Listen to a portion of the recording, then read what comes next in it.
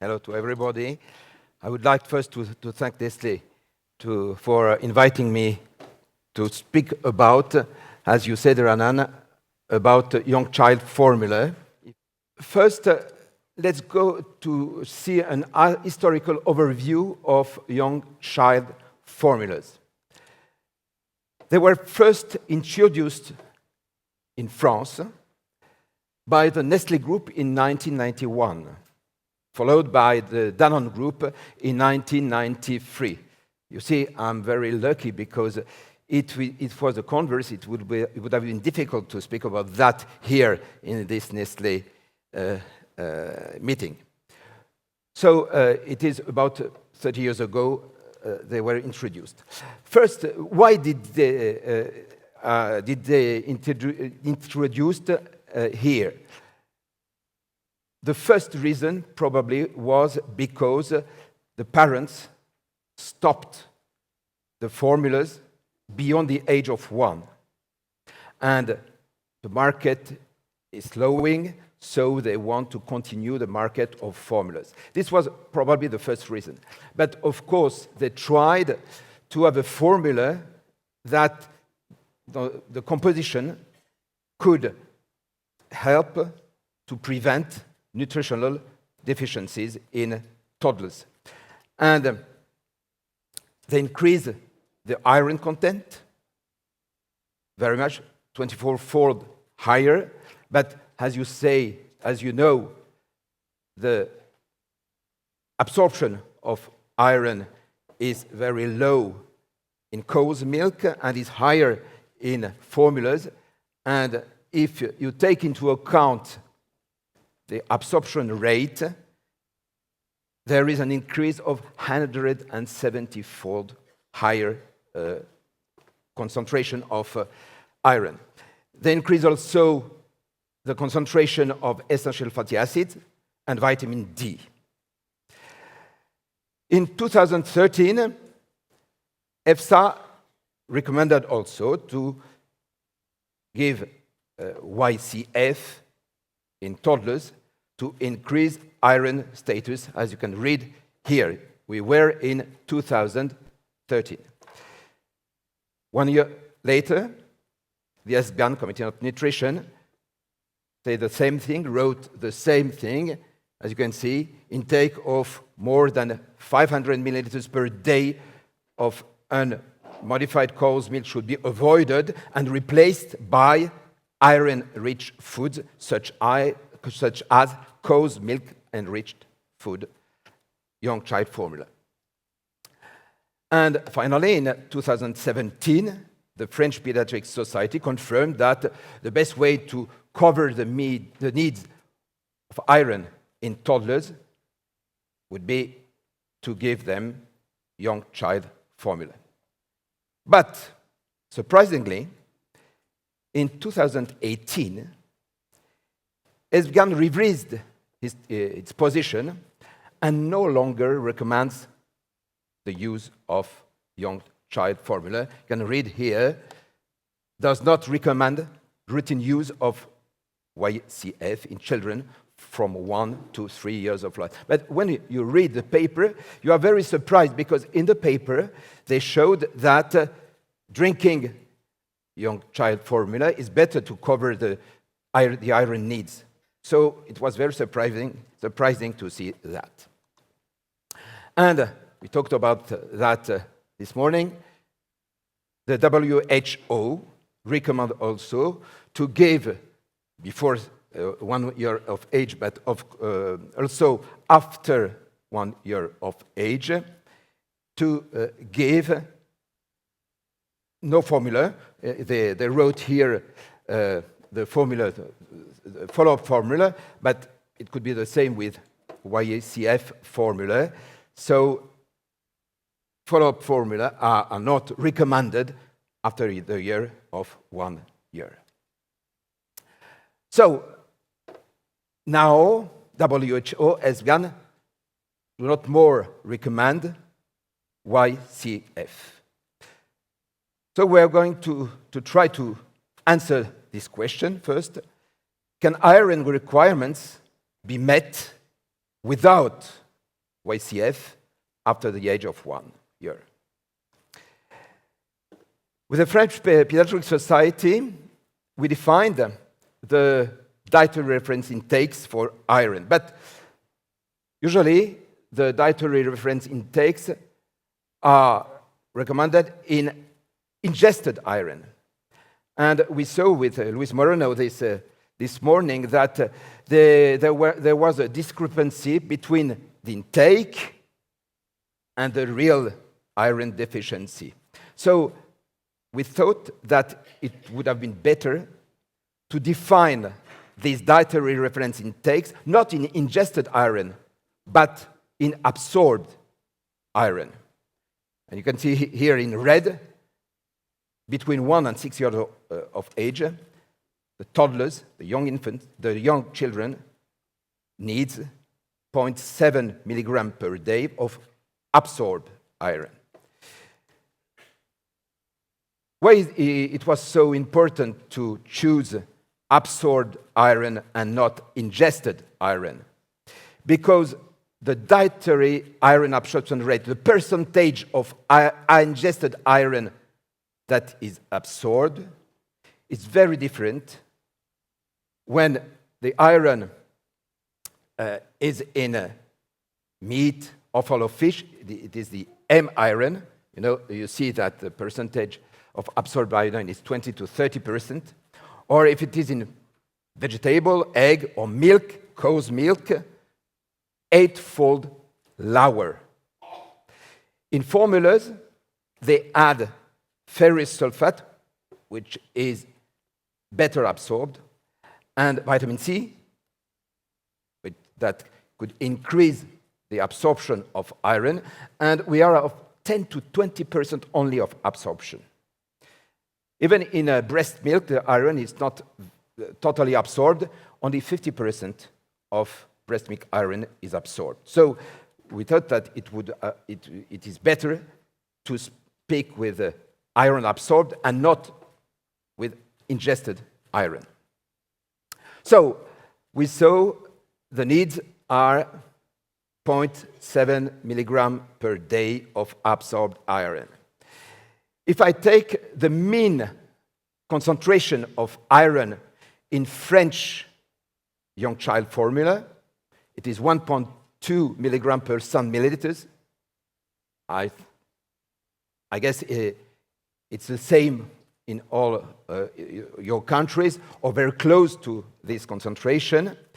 Then the toddlers should drink every day around 400 milliliters of YCF, or eat 125 grams of meat. You see that it's quite impossible with cow's milk, with breast milk, or with spinach or pulses. So there are not a lot of alternatives, YCF or meat. Let's see now if there are some RCTs comparing YCF and cow's milk according to the iron status. I took here 11 randomized controlled trials all over the world, and they took infants but also toddlers, 6 trials with toddlers and 5 with infants. The follow-up was very different between the studies, 4 to 12 months. Let's see now the results at the right part of the slide. For ferritin, the ferritin level was significantly higher in the YCF group compared with the control group, in 9 trials over 11. It was a little bit different with hemoglobin because the status of iron, the iron status of the infants and of the toddlers was normal at the beginning of the study. So it takes a long time to decrease the hemoglobin level. This is probably why only 5 trials over 11 showed a significant decrease in hemoglobinemia.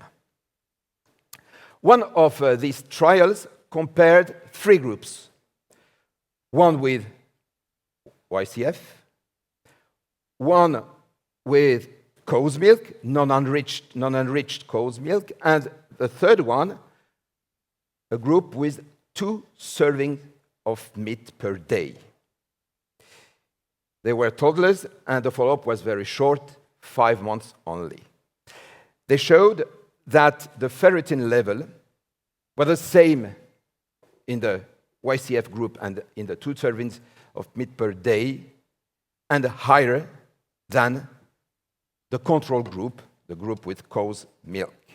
So in this trial, they showed that drinking YCF or eating twice a day meat could be similar.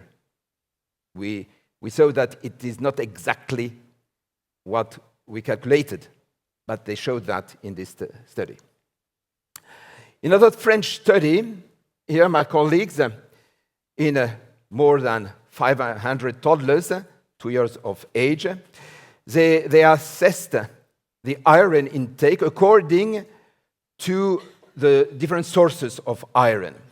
Here in blue, it's the iron intake in children who are excluding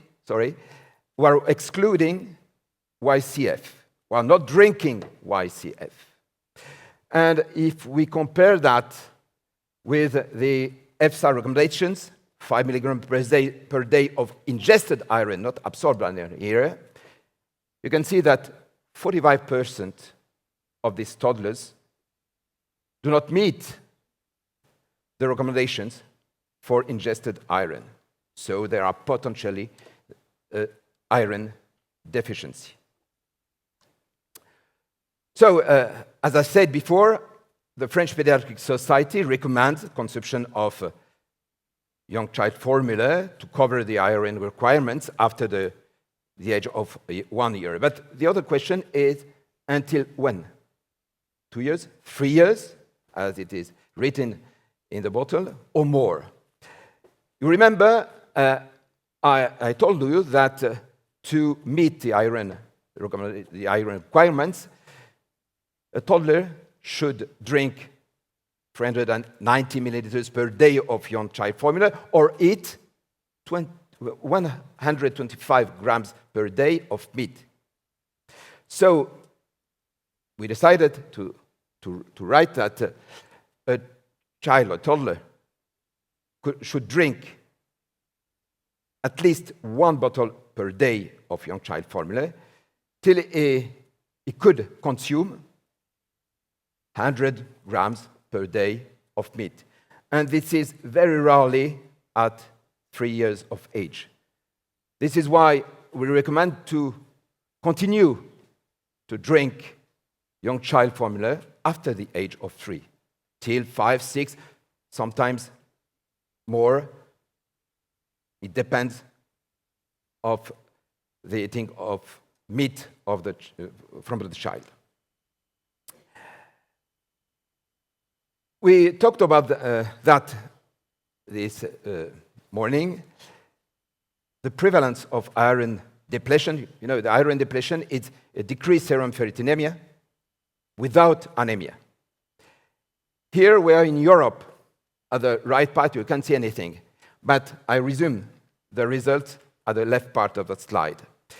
Before the age of 12 months, except in breastfed children, we saw that this morning as well, from the age of 6 months, I remind you that you should give iron supplementation in breastfed infants because there are not enough iron in breast milk. But after the age of 1, 5 to 40% in Europe have an iron depletion, and from the age of 18 months, 9 to 50%. And if we see the prevalence of iron deficiency anemia, the higher level of iron deficiency, 5 to 10% in Europe, 10% have an iron deficiency anemia. This morning we talked about the iron deficiency in developing countries and where the availability of meat is very rare, and the iron deficiency could reach the level of 80–90% in these children. We saw that just before my talk. We know the importance of iron for brain development, and Sean showed that better than me, that iron is very important for the child development, especially during the first 1,000 days. And having iron deficiency during these first 1,000 days could lead to irreversible neurocognitive damages. And this could be illustrated by this study. In this study, they tried to give a correlation between the existence or not of iron deficiency during the early period, 12 to 18 months, and the risk of psychosocial troubles in adolescents 15 years later. In red are the toddlers who had iron deficiency with anemia between 12 and 18 months. In blue, those who had iron deficiency without anemia, and in green, those who were iron sufficient. And as you can see, many psychosocial troubles occurred more in toddlers who had iron deficiency anemia between 12 and 18 months old, but they occurred at the age of 11 to 7 years old, so around 15 years later. This could suggest that having iron deficiency very early in life could lead to irreversible damages that persist and that could have any consequences many years later. So I have to add some slides about the talk that should have been here, but the authors have some problem and she couldn't come here, to bridge the theory and the practice. So it is very practical and theoretical. Let's see how to meet daily iron requirements. I speak about absorbed iron. You remember 0.7 milligram per day after 1 year without consuming YCF. And I took, of course, the same concentration, 1.2 milligram per milliliters of iron. They need 0.7 milligram per day, so they should eat 125 grams per day. It's a huge amount, impossible to reach. So if they drink only one bottle, 250 milliliters, then they should eat 45 grams per day, which is also a big amount. This is why we recommended to accustom children to eating meat twice a daily, small amount, because when they will be older to meet the iron requirements, they should eat more meat. But if they drink 2 bottles of 250 milliliters per day of young child formula, 500 milliliters, you can see that they don't need to eat meat.